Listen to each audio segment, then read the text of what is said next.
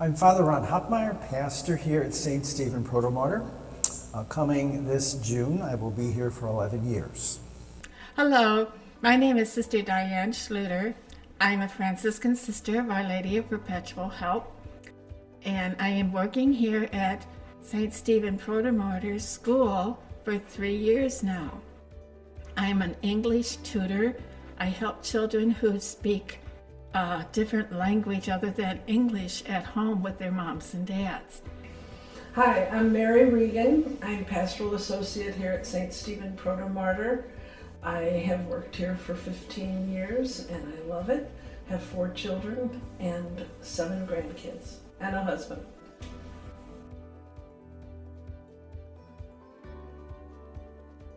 Do you go to preschool? Did you go to preschool?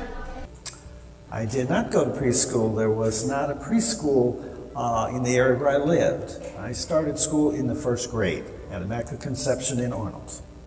No, there were no preschools when I grew up. I went to kindergarten, and it was the only kindergarten in the St. Louis area, and it was run by the Ursuline nuns, but there were no preschools. In those days, there was no such thing as a preschool. We had our preschool at home with our moms.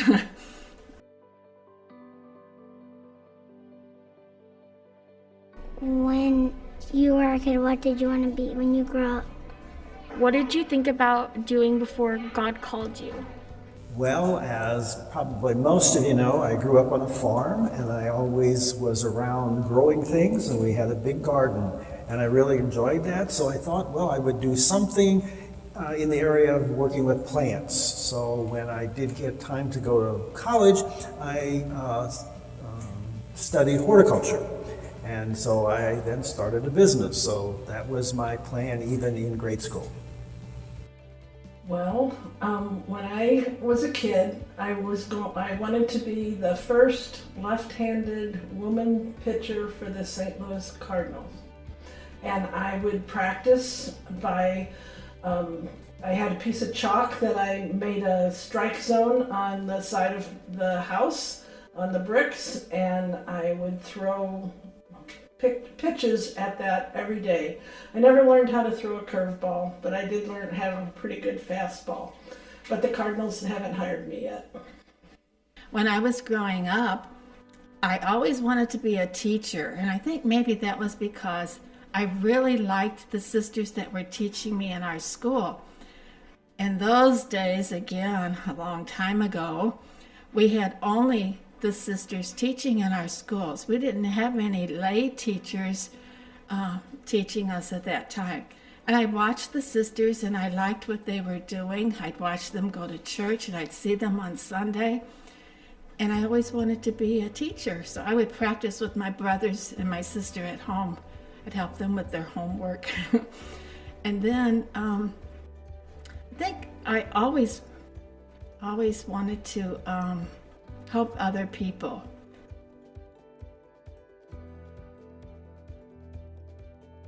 When did you hear God calling you to your vocation, and how old were you? How did God call you? What did you hear when you heard God calling, and where were you? It's not something, in my case anyway, that happened at any one time. I always tell my call story by referring to being asked to be a Eucharistic minister. As I said, I started work after college and I had my own business. And while I was doing that, I was asked to be a Eucharistic minister at St. Anthony's Hospital.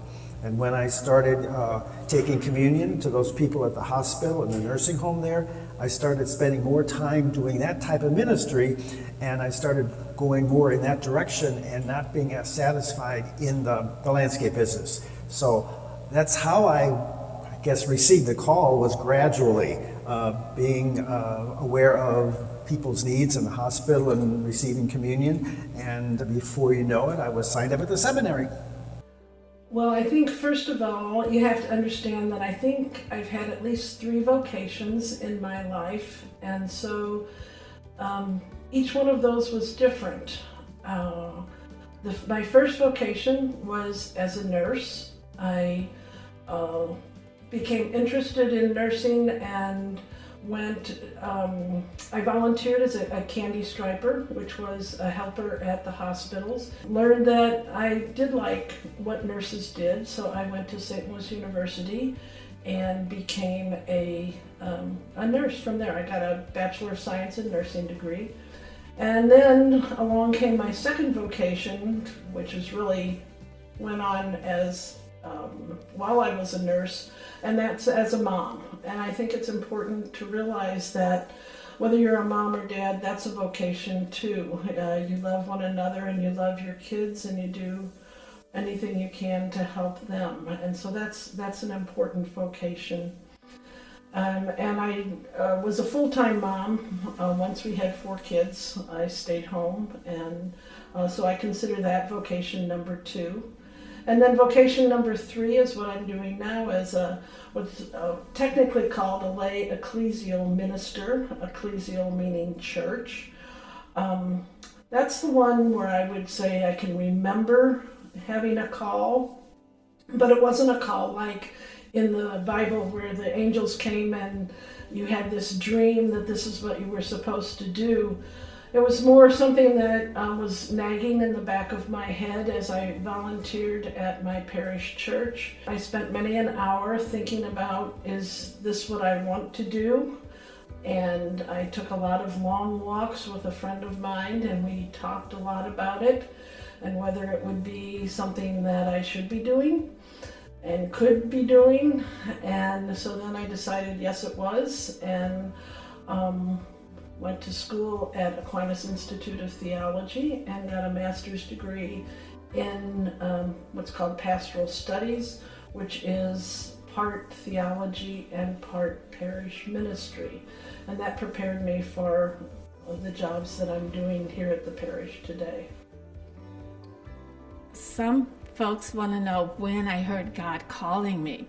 But you know what? When we are baptized, even as babies, and we become a child of God, that's when God is calling us by our name and asking us to follow him and to be his loving child. So I never really had a special moment like the Blessed Mother did when she was in the temple praying and the angel Gabriel came and said, Mary. I never heard anybody say, Diane. So we just went through watching people and praying and trying to stay close to God. And just gradually, I think mainly when I was in the 6th grade, I started really thinking about being one of those sisters that was teaching me. So I would ask more questions about how do you become a sister and what do you get to do and those kind of things. So I think 6th grade is when I really started thinking about God must be calling me to do something like this.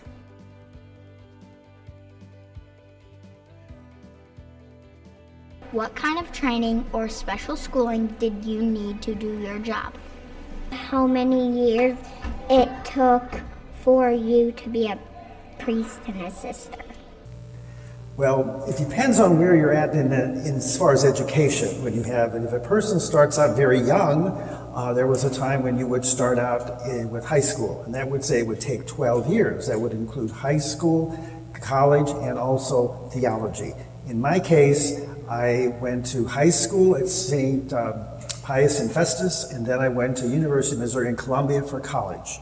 So after that, when I then had the business for 15 years, I believe I was 35 when I entered the seminary, and at that time I needed 5 more years of schooling.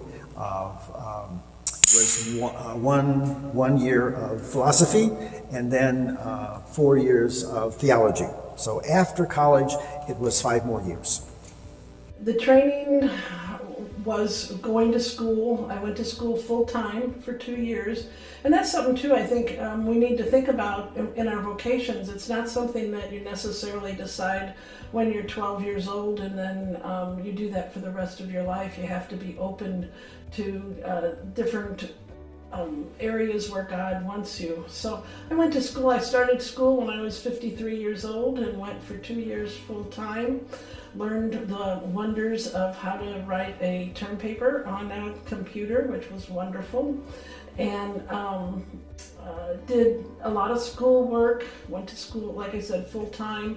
And then one whole semester, I also part-time worked at a church doing practical work there to learn what you have to do as a parish minister. Okay, after sixth grade, and I was learning from my teachers, how do you become a sister? At that time, we had our community, the Franciscan Sisters of Our Lady Perpetual Help, had a special program. It was a high school program. And people might think of it like a boarding school right now, but it was actually a chance for us to go. So I guess I've been in the convent since I was about 13 years old, because right after 8th grade, I went to what we call the aspiranture, where we were aspiring to learn how to become sisters and how to serve God better. So I went to the aspiranture for all 4 years. That was our high school. And when we graduated in the summer, around August 2nd was the day I entered. And I went to what we call the postulate. And that's when you study more about what the Franciscans do. You know, what did St. Francis want his followers to do? And then after those 10 months, we became novices. And a novice is kind of like an apprentice where you learn the job. So we were novices for 2 years. And then the second year, we would we started our college. Because if we wanted to be teachers, we had to learn how to teach. We had to go and get our degree. And then after the novitiate is when we took temporary vows. And a vow is a promise to God. And we as Franciscans take 3 promises or 3 vows. We take the vow of poverty, chastity, and obedience. And we take those vows for 3 years. And then after the end of 3 years, we are invited to continue living our religious life, and we take final vows. And in final vows, we get our ring. Just like your mom and dad get a ring, because they make a commitment to each other in the sacrament of marriage. Well, the sisters, we take a vow and promise that we'll live that religious life for the rest of our life. And so in 2017, I celebrated 50 years of having my religious vows. And I was very happy to do that.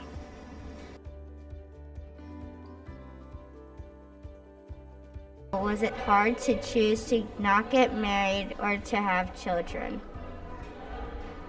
Well, that's always a subject that kind of comes up, and that's one where you just kind of weigh the positives and the negatives. I think everybody has those decisions to make in life, and for me, I really felt like there was a sort of amount of a freedom when you don't have actually a family. Not that that's not good, but I always felt like I wanted to be a little freer to serve people. Like I said, when I started ministering to the people in the hospital, being able to move around and see those different people, different kinds of ministry. When you are married, you have a family, and you're kind of set in that situation. Not that that's not good, but that's something that was not really as attractive to me as it was ministering to people, the sick, and those are in hospitals, nursing homes, just being with more people, a little freer to be with people.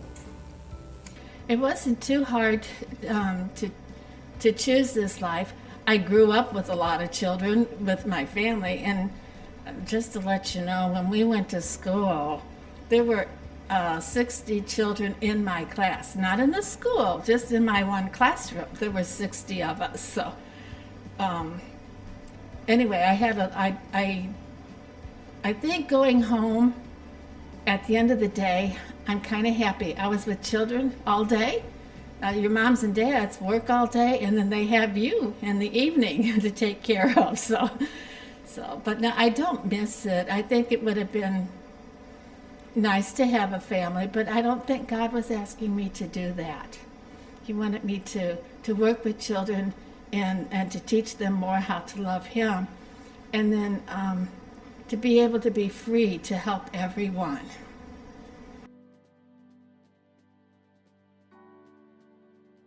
Kindergarten wants to know how you pay your bills.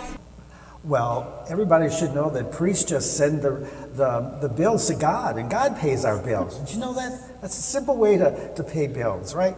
No, not really. I pay the bills just like anybody else would. And being a priest, I do have to pay for I buy a car, I pay my car, and insurance and so forth.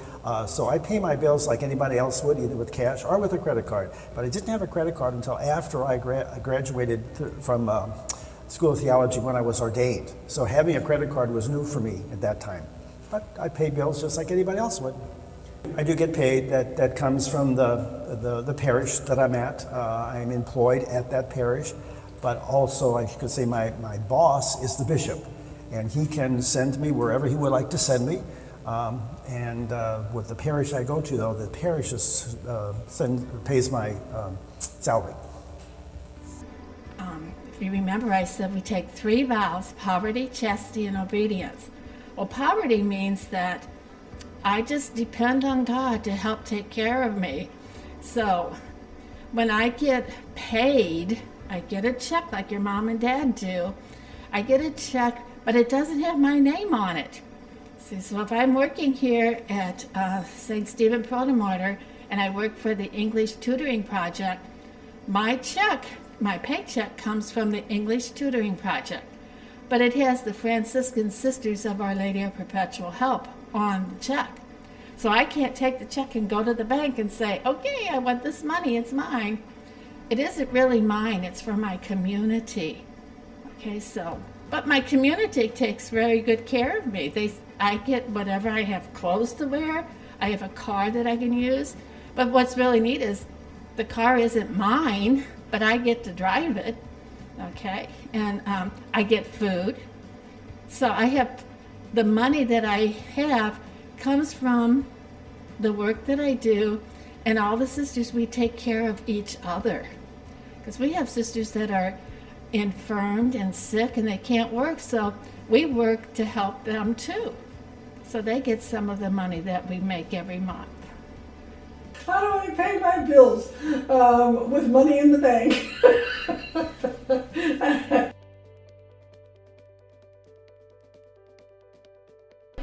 Is your job hard?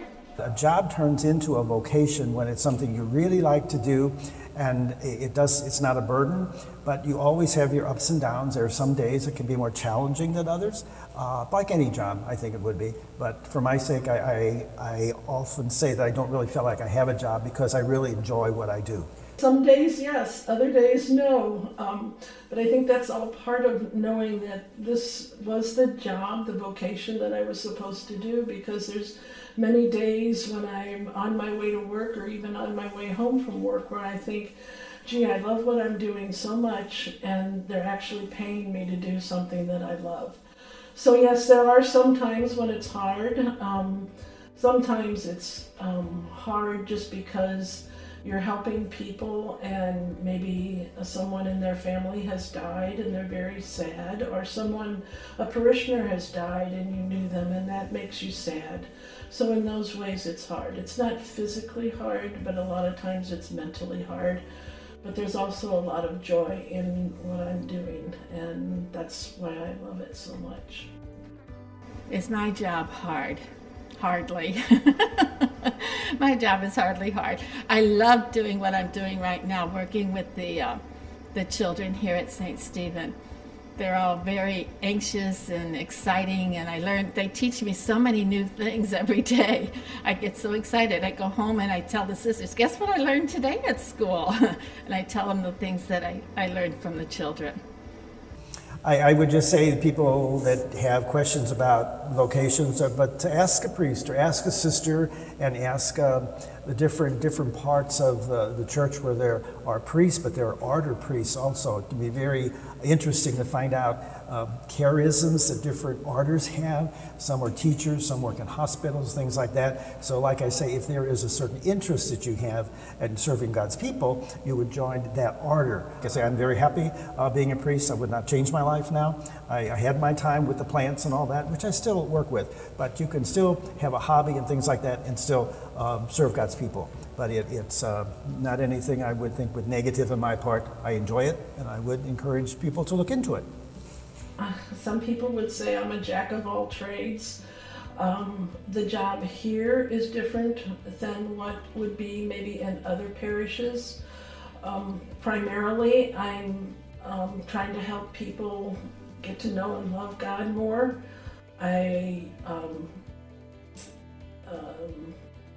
coordinate the Christian initiation, which is when a person who is not Catholic wants to become Catholic. I help people prepare when they're going to have their child baptized. We talk about what baptism is and what the responsibilities of the parents are. I just do a lot of different things because of my training at Aquinas. I know a lot about liturgy, and so I do help out. Not necessarily help Father Ron say Mass, but we plan a lot of the special Masses along with the liturgy committee. And then there's just everyday things that need to be done with how people, how you run the parish. Father Ron's the boss, but we all give him ideas, and then he decides what's best for the parish, and we work from there. So there's a lot of different things involved in pastoral ministry. For some people, it might just be youth ministry, but mine is more with the adults and with the parish as a whole, because we are a smaller parish, and I'm able to do that. You know, God calls all of us, like I said, at baptism, and so if you're trying to hear what God's calling you to do, you can join his 4-H club, okay? I think God has a 4-H club. He wants us to be healthy, so you got to take care of yourselves. He wants us to be happy. He loves a cheerful giver. And he wants us to be holy, so we have to follow him and keep his commandments. And he also wants us to be humorous. So go and serve and know that God loves you.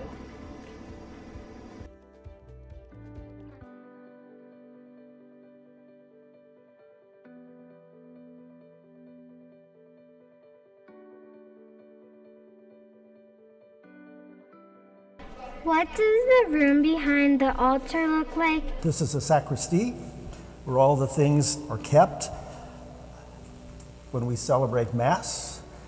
Get into technical things. Some people probably don't know. This has nothing to do with Mass, if I can open this up. If we have a time when we're looking at for the air conditioner or the heating system, this is where we go to. We turn it, flip it one way for air conditioning and one way for heating. So if this is on the fritz, you're either going to be very hot in the summer or cold in the winter.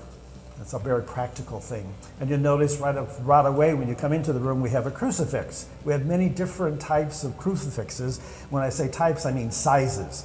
That one has the body of Jesus on it, the corpus. We have some over here who are larger and smaller. This is one would be used for professional cross. Here the children during the school masses. It's a little smaller in size. This one is normally used on Good Friday. It stands up in front of the altar on Good Friday, and people come up and venerate the cross. I don't know if you recognize this fellow. This is a fellow that was part of my homily during Christmas. This was the person I mistook for Joseph the shepherd. This is a shepherd, and the reason he's still back here is he has a little repair work to do in the back. Right here we have called a thurible. This is what holds the incense when we normally when we have a funeral, but we can also use it for different types of adoration. And these are the microphones. These are the two handheld microphones, and those are the one that I'm wearing right now, so I can walk around and talk to you. We have a microphone on the handbow, but when I'm standing at the altar, I have to have this on so you can hear me. Here we have the various books that we use, different times of the year. This is the gospel book that you'll see on Sunday, that is in front of the altar, so in front of the altar. These are all the books, different times of the year that have the readings, the first and second readings that you'll hear during Mass. You see the calendars, the church calendar, and you can see the colors that are on the calendar. Of course, you have one of these at home. Those signify the color of the vestment that's worn on that day. Drawers here that are right here, just kind of utility drawers that have things like duct tape. These are some stoles that I would wear at different times depending on the colors. Here's the angel for Christmas. You're wondering where she sleeps all year. That's where she is. Here is the cotton balls, which I'm using more now for anointing people because we're not supposed to be touching people. So those are the cotton balls.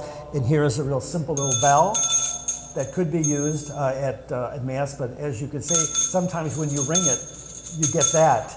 And so the one that we have is much better because you can always hear the bell. And here's a supply of some of the hosts. Oh, and this is a funeral pall. This is the kind of like a nice blanket, you might say, that goes on the coffin when a person, we're celebrating a person's funeral. It goes back to the reference to the white garment that we wear at baptism. Here is the monstrance, which we also only use at certain times for adoration. Sure you recognize that. We put the hosts in there that we can have that time of adoration. You see the body of Christ actually being displayed in the monstrance. Here is my chalice, and there's some other chalices in the back, and here are some cruets for water. And here we have, usually they're in here, the patens are all stacked in here, but between Masses, I usually rinse them out and I have them here in the dryer. And here's a ciborium, and this is the ciborium, and it has on the back of here where it says it's in commemoration of the pastoral visit of His Holiness Pope John Paul II, who visited here in January 26, 1999. And all the parishes received one of these. It's called a ciborium, and that's where the hosts are kept in the tabernacle. There is one in the tabernacle. We have two of these. Here is an ordo. This has all the days of the year, and it tells the readings for the day. It also is very interesting. On this side, it will have a date, and these are all of the priests who have died during that day, and it's telling the year that they passed away. So I always think that's very interesting to check on that each day. You can find some people that I know who have died, and I can find out their dates when they died. And here it's listed each day. It tells the readings and what special readings for that day. Here's our friend that we're all using right now, sanitizer. Okay, everybody knows what that is. Here is our container for holy water. I think the last time I used it was a sprinkling rite. We're not using it as much as we have in the past, but this is called an aspersions. Sprinkle you with water. Didn't mean to get you wet. There's a little container that we put the wine in the altar. And here are the containers, the chalices that we would normally use for communion, which of course we're not in normal times right now, so we haven't been using those right now. Go back over here, something they're interested in, a little workshop here where Stephanie Wobe is set up here usually, or Mary Reagan, where they're pushing their buttons so that they can view the Mass from at home. That's a new setup, probably within the last 4 months or so.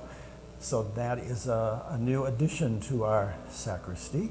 This big black box up here is again full of wires and things for communication.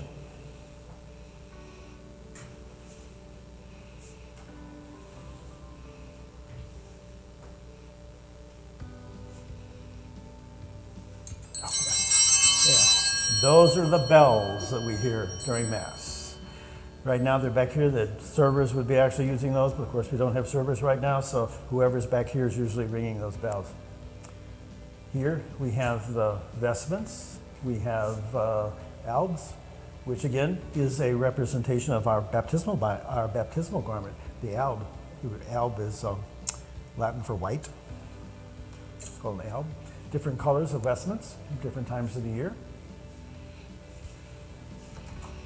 Let me point out this one's held up very well. This one is 30 years old this year. This was brought to me, was given to me at my ordination. So that vestment is 30 years old. And here we have the, I'm going to say the vestments, the albs for the servers, various times, various sizes rather, listed by size up on top. That's our whole closet. In here we have filing cabinet for music. With all the music that's used at different times of the year is in there.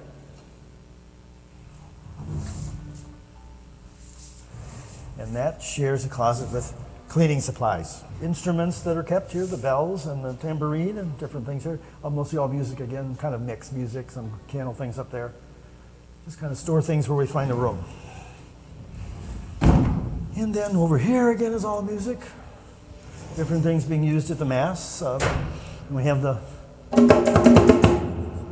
bongo drums, baskets used for various occasions and so forth, and music stands, a little portable piano, and some more bells there, some more drums down there, Dr. Borgmeyer's guitar, and sometimes we have people on stools. Like in fact, Dr. Borgmeyer, I think this morning he sat on a stool, and a sink, and I think that's about it. Speaking of cleaning and sinks and water and so forth, this is what we would call just a regular, normal old sink. But this one is different, even has a lid on it. And the lid is, I guess, just to remind you that it is a sacquarium, it's called. This drains directly into a sewer system like your sinks do at home, in your kitchen or bathroom. This goes directly to the ground. Because when you were cleaning the vessels after Mass, like the chalices, which had the precious blood in, or even the patens that maybe have some crumbs of the host, they're rinsed out, and the water is poured down here because it goes directly into the ground. It does not go into the sewer system, and it's called a sacquarium. So that's unique in a church. All Catholic churches should have that. Might want to look at the windows, because sometimes I forget that. The windows all have symbols on them. They're the sacraments that are on the windows. We have the the dove, there's the sacrament of confirmation. We have the chalice here, that's a symbol of priesthood, and the reading, the book. We have marriage, the 2 rings, and we have the sacrament of the sick. Okay, so that's it.